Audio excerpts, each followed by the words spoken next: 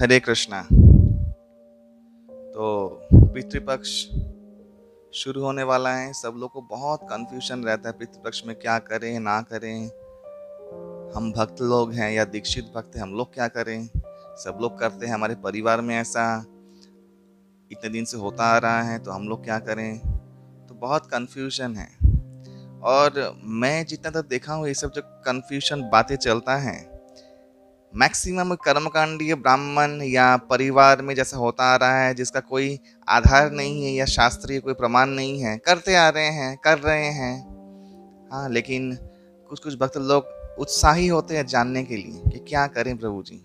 तो वही विधान जो शास्त्र में दिया है, हमारे वैष्णव शास्त्र में, सिर्फ वैष्णवों के लिए नहीं, सभी लोगों के लिए, जो करने से परम मंगल साधन होगा और सही मायने में आपके पितृगणों को तृप्ति लाभ होगा, उनका उद्धार होगा। वो विधि मैं आप लोगों को थोड़ा सा शास्त्र के आधार पर, स्कंद पुराण इत्यादि के आधार पर सुनाता हूँ, हरिभक्ति विलास के आधार पर।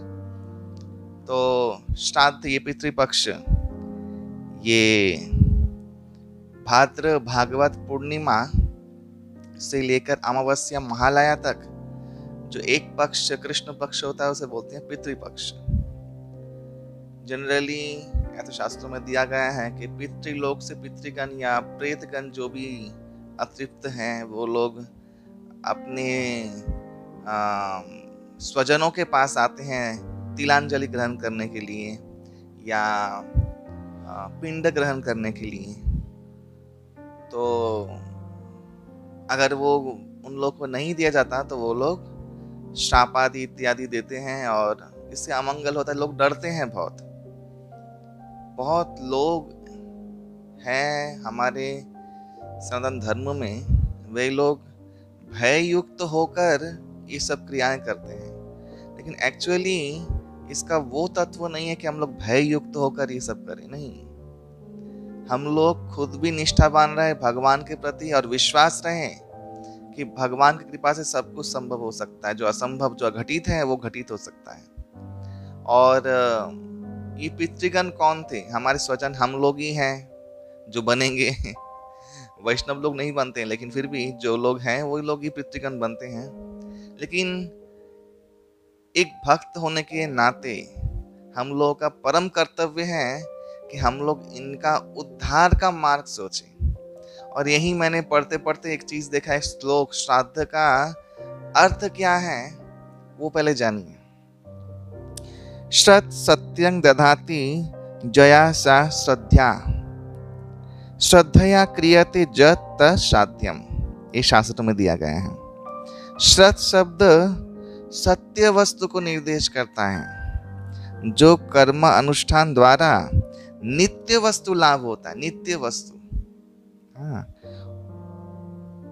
उसको बोलते हैं श्राद्ध। श्रद्धा पूर्वक किया जाने वाला वो कर्मानुष्ठान जिससे नित्य वस्तु लाभ होता है। यानी यहाँ पे स्वर्ग आदि या पितृलोक आदि जहाँ पे जाने के बाद लौट के आना पड़ता है, इसका चर्चा नहीं हुआ है। नित्य वस्तु कहाँ है? वह वैकुंठ परलोक धामों में, जहाँ पे साकेत इत्यादि में जाने के बाद आपको वापस लौट के नहीं आना पड़ता। और बहुत लोग, माने बहुत पहले कोई मर गया है, उनका श्राद्ध हो चुका है, पिंडीकरण भी हो चुका है, फिर भी पितृपक्ष में सब लोग पिंडीकरण करते रहते हैं। इसका कोई भी अर्थ नहीं है। पिंडीकरण एक बार ही होता है, बार बार नहीं होता है। जो उसको मिल गया उसको लेके वो उद्धार हो गया। ये सबसे बड़ा गलत एक ब्राह्मण लोग करवाते, कर्मकांडी ब्राह्मण लोग। शास्त्र में बोला गया है कर्मकांडी ब्राह्मणों के लिए कि जो शूद्र जाजी, जो नियम पालन करने वाले नहीं हैं, ऐसे द्विजबंधु और अपने पद से भ्रष्ट ब्राह्मणों से अगर श्राद्ध क्रिया करवाया जाता है या तर्पण क्रिया करवाया जाता है, उस तर्पण से उन पितृगणों का दुर्भाग्य लाभ ही होता है, ऐसा स्कंद पुराण में कहा गया है। तो वो जो षोडश पिंडीकरण जो होता है वो एक बार ही होता है, वो बार बार हर साल नहीं करना होता। हर साल जो करते हैं वो है तिलांजलि और शास्त्रों के आधार पर भगवान विष्णु का महाप्रसाद पितृगणों को अर्पण। बहुत लोग ये पूरे पितृपक्ष में कौओं को खिलाते हैं। ये बहुत जरूरी है क्योंकि हमारे ऋषि मुनिगण एक बहुत बड़ा विज्ञान जानते थे। वो क्या है कि जो कौवा इत्यादि नीच प्राणी है, उनके अंदर तो प्रेत आके वो ग्रहण करता है। ये एक कारण। दूसरा कारण क्या है कि अभी ये जो कौवा जाति है, इनका इन लोग बच्चे अंडा देते हैं और बच्चे अभी इन लोग जन्म लेते हैं, तो बच्चों को चाहिए खाना। तो अभी हम लोग अगर कौओं को खाना देते हैं इस पक्ष में, तो वो खाना कहाँ पहुंचता है? बच्चों के मुंह पर, और वो बच्चे लोग पुष्टि लाभ करते हैं और वो लोग बड़े होते हैं और भी सारे ये कौवा जाति, काक जाति संसार में बढ़ता है। क्योंकि पीपल का पेड़ का जो फल होता है उससे डायरेक्ट पीपल का पेड़ नहीं होता है। कौवा जब खा के उसका मल त्याग करता है तभी कहीं ना कहीं पीपल का पेड़ होता है। और पीपल का पेड़ जितना होगा संसार में, जितना ये भेषज गुण समृद्ध पेड़ पूरे वास्तु मंडल में आपके आसपास होगा, उतना ऑक्सीजन लाभ होगा, उतना विशुद्ध वातावरण रहेगा, उतना हम लोग का आयु वृद्धि होगा और उतना हम लोग रोग मुक्त होंगे।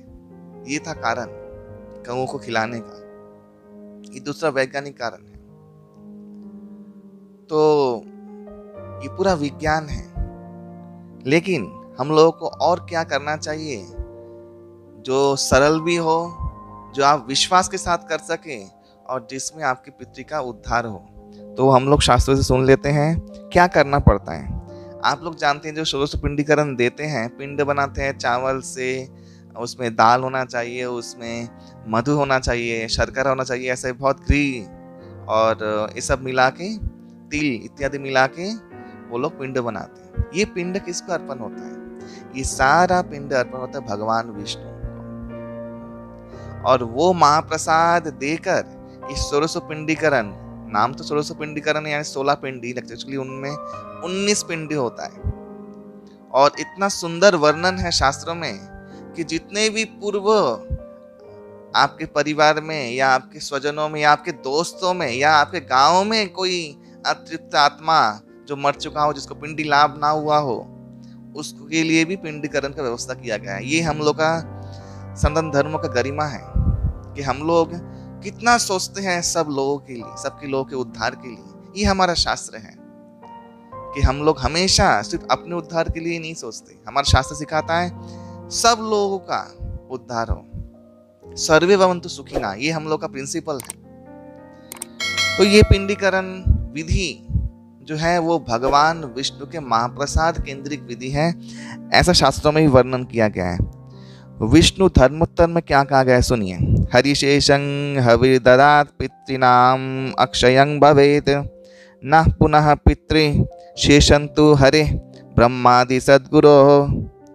श्री हरि के उद्देश्य से निवेदित हवि अर्थात परमान्न आदि पितृगण को प्रदान करने से अक्षय लाभ होता है उनको। लेकिन कदाचित पितृगण के उद्देश्य में उत्सर्गीकृत द्रव्य ब्रह्मादि देवगण और श्री गुरु हरि को अर्पण करना उचित नहीं है। ये शास्त्र है। हरिभक्ति विलास क्या बोल रहा है? जो स्कंद पुराण का वाक्य है, जह श्राद्ध काले हरिभुक्त शेषं ददाति भक्त्या पितृदेवतानां तेनैव पिंडां तुलसी विमिष्टाः न कल्पकोटिं पितरः सुतृप्ताः। हरिभक्ति विलास 9/299। जो व्यक्ति श्राद्ध काल में भक्ति पूर्वक पितृ और देवगणों को भगवत उच्छिष्ट महाप्रसाद और तद्वारा तुलसी विमिश्रित पिंड सकल प्रदान करता है, उनके पितृगण कोटि कल्प काल जो तड़प रहे थे, कोटि कल्प काल सुंदर रूप में परितृप्त हो जाते हैं और उस योनि से मुक्त होकर परम गति को लाभ करते हैं या भक्त बनते हैं। सोचिए विष्णो निवेदिता अन्नेन जष्टव्यं देवतांतरं पितृभ्यश्चापि तद्देयं तादनंताय कल्पते। हरिभक्ति विलास 9/257। भगवान विष्णु को निवेदित महाप्रसाद अन्न द्वारा ही देवगण का अर्चना करना कर्तव्य है, और पितृगण को भी वही महाप्रसाद प्रदान कीजिए जिसका फल असीमित है और जिसे कल्पना से ही बाहर है कि उनको क्या महाभाग्य लाभ होने वाला है। शास्त्र में दिया गया है। स्कंद पुराण में एक जगह और कहा जा रहा है, नैवेद्यानि मनोज्ञानि कृष्ण सागरे निवेदयेत् कल्पांतं तत्पित्राणान्तु तृप्ति भवति शाश्वती। वही जो हरिभक्ति विलास में दिया गया वही, कि श्री हरि को दिया गया मनोहर नैवेद्य महाप्रसाद वस्तु पितृगण को अगर दिया जाए तो उनको अक्षय तृप्ति लाभ होता है और कल्पांत तक वे लोग आनंद उपभोग करते हैं। हरि बोल। विष्णु धर्मोत्तर में एक और चीज कहा जा रहा है, परमान्नं तथा दत्वा तृप्तिमाप्नोति शाश्वती विष्णु लोकम अवाप्नोति कुलम उद्धरति। तथा श्री हरि के उद्देश्य से परमान्न प्रदान करने वाले भक्तगण पितृगणों को वो महाप्रसाद देकर अक्षय तृप्ति लाभ करते हैं और उन पितरियों के साथ पूरे वंशों का उद्धार होता है। हरि बोल। श्री जगन्नाथ क्षेत्र में जो महाप्रसाद है उनके द्वारा भी पिंड दान देने का विधान है। तो देखिए शास्त्रों में कितना सुंदर कहा गया है। एक और जगह पे कह रहे हैं स्कंद पुराण में, पितॄन् उद्दिश्य जय पूजा केशवस्य कृता परई त्यक्त्या ते नारकिं पीड़ा मुक्तिं जानती महामुने। हे महामुने, जो व्यक्तिगण पितृगणों के उद्देश्य पूर्वक भगवान कृष्ण को अर्चना करते हैं उनके पितृगण नरक यंत्रणा से परित्राण लाभ कर मोक्ष प्राप्त करते हैं। हाँ। और भागवतम का आपने महात्मा सुना ही है कि गोकर्ण उपाख्यान में आपने सुना ही है कि कैसे उस प्रेत को श्रीमद् भागवत पाठ से सिर्फ उद्धार मिलता है और कोई विधि कोई तर्पण उनको उद्धार नहीं कर सकता। इसीलिए पितृपक्ष के पहले भाद्र पूर्णिमा आता है, ताकि आप लोग भाद्र पूर्णिमा में श्रीमद् भागवत का आश्रय ग्रहण करके उनका पूजा करके भागवत पाठ करके ही अपना जो पीढ़ी है, जो पूर्वजगण हैं, उनको आप उद्धार कर सकते हैं। आपको अलग से करने के लिए कुछ भी नहीं है। जो गरीब हैं, जिनके पास कोई सामर्थ्य नहीं है, वो लोग क्या करेंगे? तो वो लोग सिर्फ हरिनाम जप करके भगवान का जो भोग लगा रहे हैं उसका महाप्रसाद पितृगणों को उद्देश्य से निवेदन करके वो पितृ ऋण से मुक्त हो जाएगा और उसका जितना पितृ दोष है वो सब खत्म हो जाएगा। तो शास्त्रों में इतना कुछ दिया गया है भगवान के महाप्रसाद की महिमा। अभी सबसे ज्यादा प्रयोगकारी है ये भगवान की महाप्रसाद की महिमा, क्योंकि अभी अगर आप लोग को सच में पितृ के लिए कुछ करना है, वो नित्य वस्तु लाभ करवाने के लिए, तो आप लोग यही कीजिए, भगवान को भोग लगाइए और वही महाप्रसाद पितृ के उद्देश्य से अर्पण कीजिए नीच योनि में। या तो मछलियों को खिला दीजिए, या तो कौओं को खिलाइए, या कुत्तों को खिला दीजिए। और अवश्य ही ये पितृपक्ष में गायों को खिलाना चाहिए। इससे जो पुण्य लाभ होता है या जो भी सुकृति लाभ होता है वो आपको पितृगण को जाता है। बस बहुत आसान है, कोई ब्राह्मणों की जरूरत नहीं है, आप ही कर सकते हैं। पितृपक्ष में करनी है कुछ चीजें, वो है पितृपक्ष में कभी भी मांसाहार या आमिष आहार या तामसिक आहार ग्रहण करना नहीं चाहिए, या तामसिक वस्तु निर्मित कोई पदार्थ भगवान को भोग लगा के पितृ को देने से पितृ को नरक प्राप्ति होता है। ये शास्त्र में दिया गया है, ये राक्षसी है। कभी भी तामसिक आहार यानी अनियन, गार्लिक या मसूर की दाल इत्यादि जितने भी आमिष आहार है, तामसिक आहार है, वो वर्जनीय है। खुद भी ग्रहण करना और पितृ को दान देना। दूसरा, अगर पितृ के उद्देश्य से आपको दान देना ही है तो सद ब्राह्मण वैष्णव भक्त को दान दीजिए, तो उसमें आपको कल्याण होगा। तीसरा, शौचता पालन कीजिए, नहाइए, शुद्ध रहिए और गीता पारायण कीजिए घर में। इससे पितृपक्ष में पितरियों को बहुत लाभ मिलता है, उनकी मुक्ति का मार्ग खुलता है। चौथा, भागवतम का नित्य पाठ करें। पांचवा, ज्यादा से ज्यादा जप करें। और छठवां, कि नित्य प्रतिदिन ब्रह्म मुहूर्त में सूर्य को प्रणाम करें। सूर्य ये पितृगणों का आशीर्वाद आपको दिलाएगा।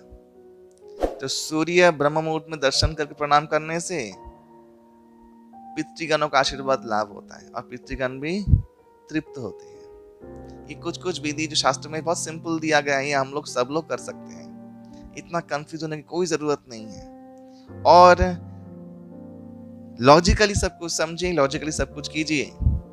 ऐसे अंधविश्वास में और कितने दिन रहेंगे? शास्त्रों में सब कुछ दिया गया है।